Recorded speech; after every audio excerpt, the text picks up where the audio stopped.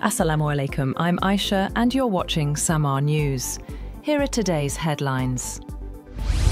US President Donald Trump has warned he may break the ceasefire if Hamas continues targeting alleged collaborators and gangs in Gaza. In a social media post, he warned Hamas of dire consequences if the killings continued. The remark marks a sharp shift from his earlier praise of Hamas for taking on local gangs and risks reigniting violence in the enclave.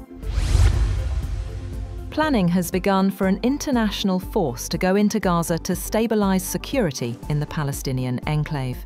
One of the top requirements of US President Trump's 20-point Gaza plan is formation of a US-backed stabilization force. The United States has agreed to provide up to 200 troops to support the force without being deployed in Gaza itself. Meanwhile, President Trump said he would meet Russian President Vladimir Putin in Budapest to discuss ending the Ukraine war, following what he called a very productive phone call that lasted more than 2 hours. Trump said the success in the Middle East could pave the way for peace in Europe, with US and Russian advisors meeting next week to prepare for the summit. The Trump administration plans to shift terrorism prevention funds from Democratic-led states to Republican-led ones, under a $1 billion program created after September 11th. Records show Democrat states like California and Illinois face deep cuts, while Wisconsin and Ohio see major increases. Prime Minister Shehbaz Sharif has said that Pakistan is ready for talks if the Afghan government fulfills its justified conditions. He told the federal cabinet that the 48-hour ceasefire was requested by Kabul and accepted by Islamabad in good faith. The Prime Minister said the ball is now in Afghanistan's court, following days of cross-border clashes.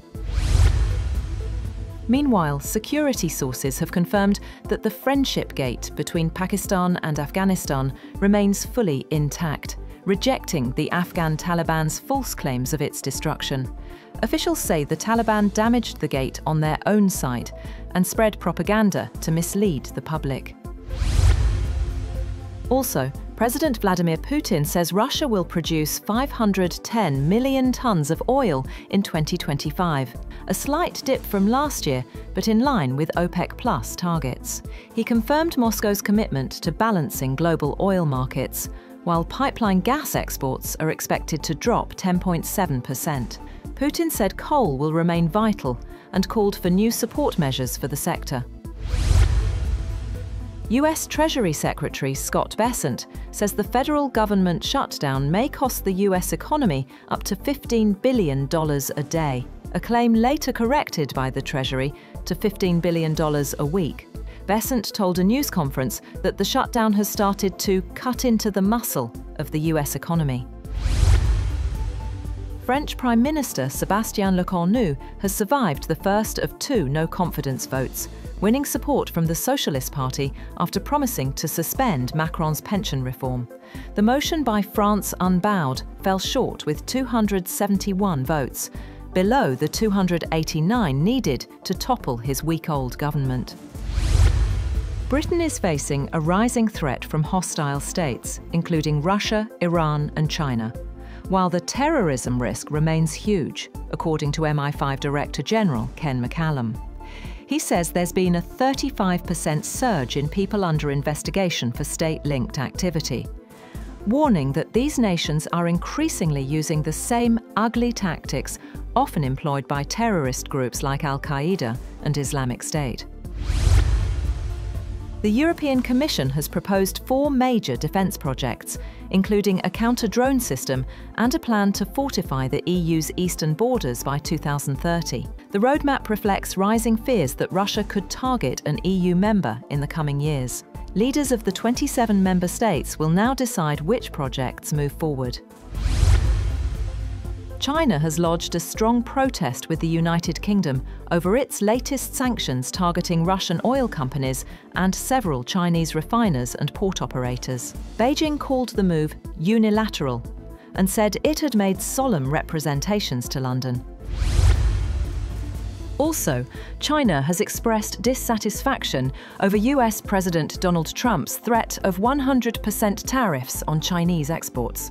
At a press briefing in Beijing, Commerce Ministry spokesperson He Yongqian urged Washington to correct its erroneous practices and respect past trade understandings. He also accused the US new energy vehicle subsidy of violating WTO rules, adding that Beijing will strengthen foreign trade policies to counter pressure.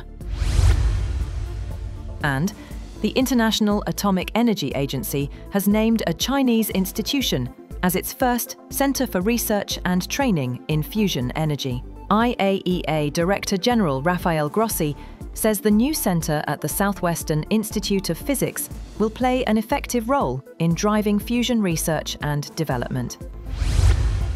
That's all for now.